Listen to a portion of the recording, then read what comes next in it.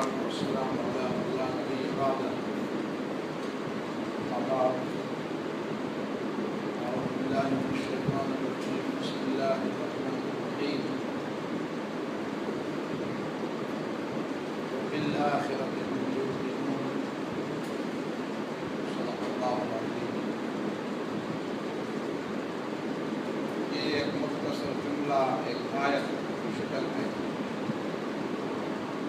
سورہ البقرہ کی ابتدائی آیات میں سے ہے. متقین کی صفات جو اللہ سے ڈرنے والے ہیں، ان لوگوں کے کردار کی حالت، ان کے اخلاق اور اوصاف کی حالت کیا ہے، وہ کن اوصاف کے مالک ہیں، کس کردار اور کس کریکٹر کے لوگ ہیں. یہ ہے صفات المتقین. اس میں ایک اہم صفت آخرت پر ایمان لانا ہے. ویسے آخرت پر ایمان لانے کی بات تمام انبیاء اور تمام رسولوں کی دعوت کا مرکزی نقطہ رہا. مرکزی نقطہ. کوئی رسول، کوئی پیغمبر ایسا نہیں گزرا جس نے لوگوں کو قیامت اور قیامت کے بعد والے احوال اس کا احساس نہ دلایا، اس کی اہمیت کے سامنے نہ رکھی. یہ ان تین بنیادی عقائد میں سے ہے جن کو ایمانیات کہتے ہیں. اگر آپ ایمانیات کو انتہائی مختصر کر دیتے ہیں تو تین باتوں سے زیادہ اختصار پھر مشکل بن جاتا ہے، لوگ سمجھ نہیں پاتے. آپ صرف توحید کو بھی کہہ سکتے ہیں کہ توحید بنیاد ہے ساری باتوں، لیکن جب آپ اس کو ایکسپلین کریں گے، اس کی وضاحت کریں گے، تو اس میں عقیدہ آخرت ضرور شامل ہوگی. اور مکے کے لوگ جس بات پر زیادہ جھگڑتے تھے وہ یہ تین باتیں تھیں. اجعل الآلہۃ الہا واحدہ، سارے خداؤں کی بجائے آپ ایک خدا کی بات کر رہے ہیں، یہ کیسی بات ہے؟ وبعث اللہ بشرا رسولا، ایک انسان پیغمبر کیسے ہو سکتا ہے؟ یہ بھی ان کے ذہن میں بات آنے والی نہیں. اذا كنا ترابا وعظاما فإنا لمخرجون، یہ بھی ہماری عقل سے بعید ہے کہ ہم ایک دفعہ پٹی بن جائیں، مر جائے پٹی میں، ریزے ریزے ہو جائے ہماری ہڈیاں، پھر کیسے جی اٹھیں گے دوبارہ؟ یہ تین باتیں تھیں جن پر ان کو سمجھایا گیا، بار بار دلائل دیے گئے. لیکن میں دوسرے انداز سے بات رکھوں گا آپ کے سامنے. میں آخرت کے عقیدے کو دوسرے انداز سے کوشش کرتا ہوں کہ آپ کے ذہن میں بات آ جائے. آپ عقیدہ آخرت کو دو نئی تعبیریں دے سکتے ہیں. ایک تعبیر ہے ذمہ داری. سوال یہ ہے کہ آیا انسان ایک ذمہ دار مخلوق ہے کہ نہیں؟ اگر آپ یہ کہیں کہ نہیں، انسان ذمہ دار مخلوق نہیں ہے، تو غیر ذمہ دار کا لفظ تو عام معاشرے میں بھی گالی کے برابر ہے. جب کسی کی نااہلی کے بارے میں بات کی جاتی ہے تو کہا جاتا ہے وہ تو غیر ذمہ دار ہے، وہ تو غیر ذمہ دار ہے. آپ اس کے اوپر ایسا بوجھ کیوں ڈالتے ہیں؟ وہ تو کسی بوجھ کو اٹھانے کا حال ہی نہیں، وہ تو اسے تو ذمہ داری کا احساس ہی نہیں ہے. غیر ذمہ دار ہونا یہ نااہلی اور نالائقی کی تعبیر ہے، جبکہ اللہ تعالیٰ نے انسان کو ایک ذمہ دار مخلوق پیدا کیا. اب آپ یہ کیسے کہہ سکتے ہیں کہ آخرت کا عقیدہ اور ذمہ داری؟ ظاہر ہے کہ جو لوگ آخرت پر ایمان رکھتے ہیں وہ دنیا کی سزا سے اگر بچ بھی جائیں، اگر دنیا کی سزا کا خوف نہ بھی ہو، اس کے ذہن میں ایک بات ضرور ہوگی کہ اللہ تو دیکھ رہا ہے، اللہ تو مجھ سے حساب لے گا، اللہ کے علم سے تو یہ چیز چھپی نہیں رکھ سکتی. میرا اعمال نامہ، اس میں یہ ساری چیزیں لکھی جاتی ہیں، خدا مجھے دیکھ رہا ہے، میرا ایک ایک قدم میری ایک ایک بات، میری ایک ایک حرکت اس کے علم میں ہے۔ اب جو شخص یہ عقیدہ نہیں رکھتا کہ اللہ کے ہاں کبھی جانا بھی ہوگا، اللہ کے سامنے کسی کو کسی عمل کی جواب دہی بھی کرنی پڑے گی، اس کے عمل میں اور اس کے عمل میں جو سمجھتا ہے کہ نہیں مجھے ایک دن خدا کے سامنے پیش ہونا ہے، ان دونوں کے عمل میں زمین و آسمان کا فرق ہوگا۔ چاہے پولیس اس کو نہ دیکھے، چاہے عدالت اس کو نہ پکڑ سکے، چاہے اس کے اوپر کوئی بھی گواہ نہ ہو دنیا میں، وہ سمجھے گا کہ کوئی بھی مجھے نہ دیکھے، خدا تو مجھے دیکھ رہا ہے۔ کوئی مجھ سے باسپوس نہ کر سکے، کسی کے علم میں میری کوئی حرکت نہ بھی آئے، اللہ کے علم میں تو میری ساری حرکت ہے۔ آپ فکر آخرت کو ذمہ داری کا عنوان دے سکتے ہیں کہ فکر آخرت کا معنی ہے ایک ذمہ دار انسان کی ذمہ داری، بحیثیت ذمہ دار مخلوق کے اسے جینا، وہ زندگی گزارنا ہے ذمہ دار مخلوق کے طور پر۔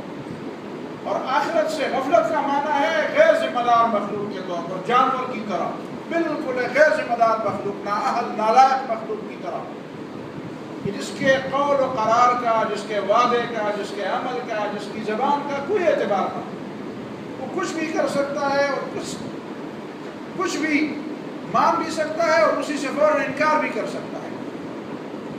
اس کے کسی عمل پر، اس کے کسی قول پر، اس کے کسی بات پر آپ کو اعتماد نہیں آنا چاہیے، غیر ذمہ دار۔ اور ایک دوسری تعبیر بھی آپ کر سکتے ہیں، وہ دوسری تعبیر کیا ہے؟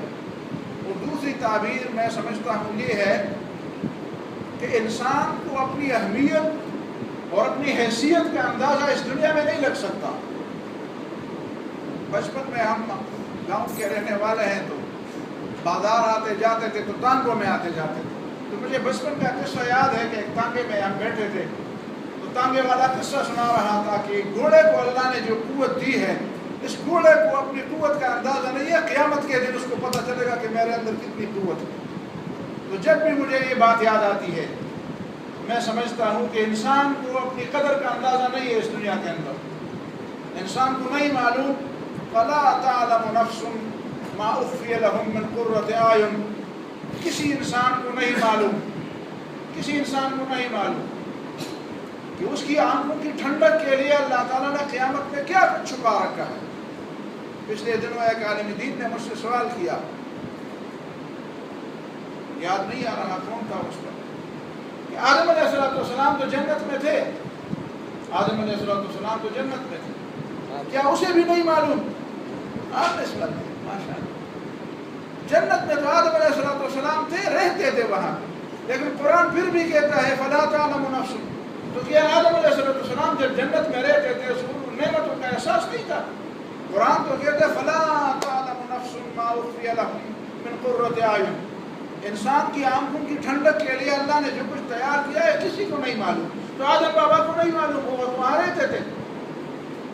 تو میں نے سمجھایا، بات بتا دی کہ اصل میں یہ سارے انعامات تو عمل کے نتیجے میں، انعام تو تب ملتا ہے جب آپ عمل کے نتیجے میں جنت کو پالیں۔ آدم علیہ السلام تو کسی عمل کے نتیجے میں جنت نہیں گئے تھے، جب جائیں گے واپس تو تب ان کو پتہ چلے گا۔ اس کا مطلب یہ کہ وہ ساری نعمتیں جو جنت میں بعد میں جانے والوں کو اپنے عمل کے نتیجے میں اللہ تعالیٰ کی رحمت کی بنیاد پر، لیکن عمل کرنے والوں کے لیے اللہ تعالیٰ نے جو نعمتیں تیار کی ہیں، اصل مزہ ان نعمتوں کا تب ملے گا، تب پتہ چلے گا انسانوں کو کہ انسان کی قدر اللہ کے ہاں کتنی ہے، انسان کی اللہ تعالیٰ کے ہاں کتنی قدر۔ وَإِذَا رَأَيْتَ ثَمَّ رَأَيْتَ نَعِيمًا وَمُلْكًا كَبِيرًا، ہر شخص کو ایک بہت بڑی بادشاہی دی جائے گی، بے حد و حساب نعمتیں دی جائیں گی، اللہ کی رضا، اللہ تعالیٰ ان کو فرمائے گا أُحِلُّ عَلَيْكُمْ رِضْوَانِي فَلَا أَسْخَطُ عَلَيْكُمْ أَبَدًا، ایک دفعہ فرمائے گا جنتی اور کیا چاہتے ہو، کچھ اور دے دوں؟ تو جنتی کہتے کہ اللہ آپ نے تو سب کچھ ہمیں دیا ہے، ہمارے گناہ معاف کر دیے، ہمیں جنت کی وہ نعمتیں دی جو ہمیں خواب و خیال میں بھی ہمارے نہیں آئے، ساری مصیبتوں سے، جہنم سے ہمیں نجات دی، بڑی مصیبتوں سے گزار کر، وہ جتنا راستے میں جتنے پھاٹک تھے ان سے جو ہم گزر کر آئے، وہ تو ہمیں احساس ہوا کہ وہاں سے گزرنا کیسا تھا؟ الحمدللہ الذی ہدانا لہذا، شکر ہے کہ اللہ نے ہمیں یہاں تک لے آئے. یہ رہنمائی اللہ تعالیٰ نے فرمائی. وما كنا لنهتدي لولا ان هدانا اللہ. ان پاٹکوں سے گزر کر ہم اپنے بلبوتے پر نہیں آ سکتے تھے، نہیں گزر سکتے تھے ان پاٹکوں سے. ہر جگہ پہ اللہ تعالیٰ کی نعمت اور اللہ تعالیٰ کی رحمت اور ان کی مدد ہمارے شامل حال رہی. الحمدللہ الذی ہدانا لہذا، شکر ہے کہ اللہ تعالیٰ نے یہ رہنمائی فرمائی. پھر اللہ فرمائے گا نہیں، ایک چیز اور باقی ہے. تو وہ کیا چیز ہے؟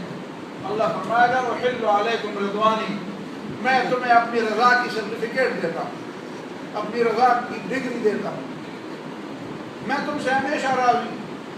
فلا اسخط علیکم ابدا، ابد الآباد تک، ابد الآباد تک میں آپ سے کبھی ناراض نہیں ہوں. یہ بہت بڑی بات ہے، یہ بہت بڑی بات ہے. اللہ ایسی سند مل گئی، ایسی ڈگری مل گئی، ایسی کوئی شہادت مل گئی کہ اللہ تعالیٰ آپ سے ناراض نہیں ہوں گے. تو کبھی بھی ناراض نہیں، کبھی بھی ناراض نہیں. تو وہ حقیقت میں خوشی ہوگی. تو انسان کو اس وقت پتہ چلے گا کہ اللہ کے ہاں مومن کی کتنی قدر و منزلت ہے. دنیا میں کسی کو نہیں معلوم. دنیا میں تو سب سے زیادہ جو اچھے مومن ہیں وہ مصیبتوں میں ہے.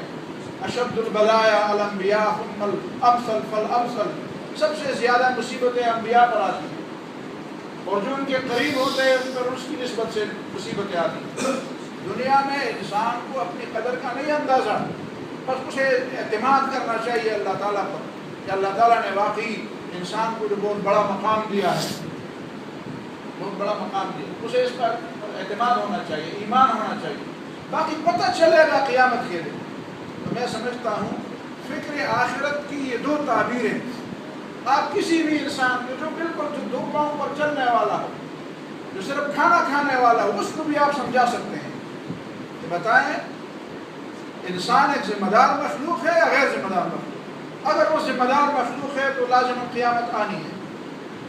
اگر آپ سمجھتے ہیں کہ غیر ذمہ دار مخلوق ہے تو یہ انسان کی طرف سے انسان کے لیے ایسی گالی ہے جس کا کوئی جواب ہی نہیں. دوسری بات کہ آیا آپ سمجھتے ہیں کہ انسان کے لیے جو اللہ تعالیٰ نے جو قدر و منزلت کا جو مرتبہ مقرر فرمایا ہے، یہ دنیا کی دامن، اس دنیا کا دامن اس کے لیے بہت تنگ ہے. یہاں پہ اس کی قدر و منزلت کا پتہ اس کو نہیں چل سکتا. اس کو اپنی قدر و منزلت کا پتہ اس وقت چلے گا جب وہ خدا کے سامنے حاضر ہوگا، اور پھر اللہ تعالیٰ ایک لامحدود اور ایک لامتناہی اور ایک لازوال خوشیاں اس کے سامنے رکھ دے گا کہ بندے یہ ہے تمہارے لیے خوشی. تو ایک حدیث میں نے پہلے بھی سنائی تھی، پھر بھی سن لیں. اللہ تعالیٰ ایک آدمی کو بلائے گا، اس نے غلطیاں بھی کی ہوں گی، نیکیاں بھی کی ہوں گی. اللہ تعالیٰ اسے سمجھائے گا بندے تمہیں یاد ہے تم نے غلطیاں بھی کی ہیں، تم نے فلاں فلاں گناہ بھی کیے ہیں. وہ ڈر جائے گا، یا اللہ آپ نے مجھے معاف نہیں فرمایا. اللہ تعالیٰ فرمائے گا بندے ڈرو مت، میں نے معاف کیا ہے تمہیں، میں تمہیں یاد دلاتا ہوں. پھر اللہ تعالیٰ فرمائے گا بندے مانگو مجھ سے، کیا مانگتے ہو؟ تو بندہ کہے گا میرے رب پہلے انسان سے لے کر آخری انسان تک، پوری دنیا کے اندر جتنے انسان پورے زمانوں میں قیامت تک، ان سب کو جتنی خوشیاں آپ نے اکٹھے ان سب کو دی ہیں وہ اکیلے مجھے دے. ہمارے نزدیک تو یہ بہت بڑا سوال ہے، بہت بڑی چیز ہے. ہمیں تو اگر آج ہی کہا جائے کہ پورے پشاور کے لوگوں کی خوشیاں اکیلے آپ کو مل جائیں گی تو ہم شاید کپڑوں سے باہر نکل جائیں، اڑ جائیں. اچھا پورے آج کے دن ہمارے اپنے دور کے، آئندہ دور بھی چھوڑے اور گزشتہ بھی چھوڑے اور باقی دنیا بھی چھوڑے، وہ یہ کہے گا کہ پورے انسانوں کی خوشیاں اکیلے ملے. تو اللہ تعالیٰ کیا فرمائے گا؟ اللہ تعالیٰ فرمائے گا او بندے نہ تم نے خود کو پہچانا نہ مجھے پہچانا، تم نے اپنی شان سے بھی بہت کمتر مجھ سے چیز مانگی اور میری شان سے بھی بہت کمتر چیزیں مانگی. تجھے پتہ ہوتا کہ میرے نزدیک تمہاری قدر و منزلت کتنی ہے تو تم یہ اتنی چھوٹی سی چیز مانگ لیتے، اور تمہیں یہ پتہ ہوتا کہ میرے پاس خوشیاں کتنی ہیں تو تم مجھ سے اتنی چھوٹی سی چیز مانگ لیتے. پتہ نہیں وہ چیزیں کیا ہوں. اس کا مطلب یہ ہے کہ وہ دوسری تعبیر جو انسان کو اپنی قدر و منزلت کا پتہ ہونا چاہیے. اللہ نے جب انسان کو خلیفہ بنایا ہے، خلیفہ کے نام سے یاد کیا ہے، تو پھر اسے یہ بھی احساس ہونا چاہیے کہ باقی اللہ کے ہاں جو کچھ ہے وہ بہت بلند ہے، اور حقیقی معنوں میں میری قدر و منزلت اور میرا مرتبہ اور مقام وہی ہے جو اللہ تعالیٰ مجھے دے گا قیامت کے اندر۔ کیا انسان یہ نہیں چاہتا کہ اسے اپنی شان کے مطابق، اس کی شان اپنی شان جو اللہ تعالیٰ نے اس کے لیے جو شان مقرر کی ہے اس کے مطابق اس کو بدلہ دیا جائے؟ یہ دو تعبیریں ہیں، لیکن ہم نے آخرت کی تعبیر کیا بنا لی؟ ناراض نہ ہو، فرقوں والے کہیں فلان فرقے والا جنت میں جائے گا، فلان نہیں جائے گا، وہ یہودیوں سے ہم نے سیکھی، عیسائیوں سے ہم نے سیکھی۔ وقالت اليهود وقالوا لن يدخل الجنة الا من كان هودا او نصارى، یہودی کہتے ہیں جنت میں صرف یہودی جائیں گے، عیسائی کہتے ہیں جنت میں صرف عیسائی جائیں گے۔ ہمارے ہاں ایک فرقہ کہتے ہیں جنت کا میں ٹھیکیدار، میرے دستخط ہوں گے، میرے فرقے میں آؤ گے، میں جنت کا پروانہ دوں گا ورنہ نہیں جا سکو گے۔ دوسرا فرقے والا، یہ فرقے کی ہونے کی علامت یہی ہے، جس فرقے نے بھی یہ دعویٰ کیا کہ میرے پاس آؤ جنت جاؤ گے، اور مجھ سے باہر جو لوگ ہیں وہ جہنم ہے۔ یہ اس بات کی دلیل ہے کہ کلہم فی النار، جو نبی نے فرمایا تھا فرقوں میں لوگ بڑھ جائیں گے، سارے لوگ فرقوں جہنم میں جانے کا مطلب یہ نہیں کہ وہ کافر ہیں، جہنم میں جانے کا مطلب یہ ہے کہ وہ گناہگار ہیں، غلط بات کہہ رہے ہیں۔ تو یہ غلط بات، قرآن و سنت کے خلاف بات ہے کہ ایک آدمی جنت کو اپنے اور اپنے فرقے میں منحصر کر دے۔ بھئی نبی صلی اللہ علیہ وسلم کی صف میں پیچھے نماز پڑھنے والوں میں کون تھا؟ عبداللہ بن ابی بھی تھا، عبداللہ بن ابی نہیں تھا؟ تو رسول اللہ نے یہ نہیں فرمایا کہ میرے پیچھے جتنے نماز پڑھنے والے ہیں اور میری مسجد میں جتنے آنے والے ہیں سب جنتی، سب جنتی۔ عبداللہ بن ابی تو جنتی نہیں ہے، وہ بھی پیچھے نماز پڑھنے والوں ہیں۔ یہ بات نہیں، وہاں پہ حساب کتاب ہوگی، انفرادی ہوگی، انفرادی ہوگی۔ یہ انفرادیت اور اجتماعیت کی بات بڑی اہم ہے، اس پر کبھی بات کریں گے، لیکن آج تو میں صرف آخرت کے حوالے سے یہ دو باتیں کرنے والا تھا۔ اقول قولی ھذا واستغفر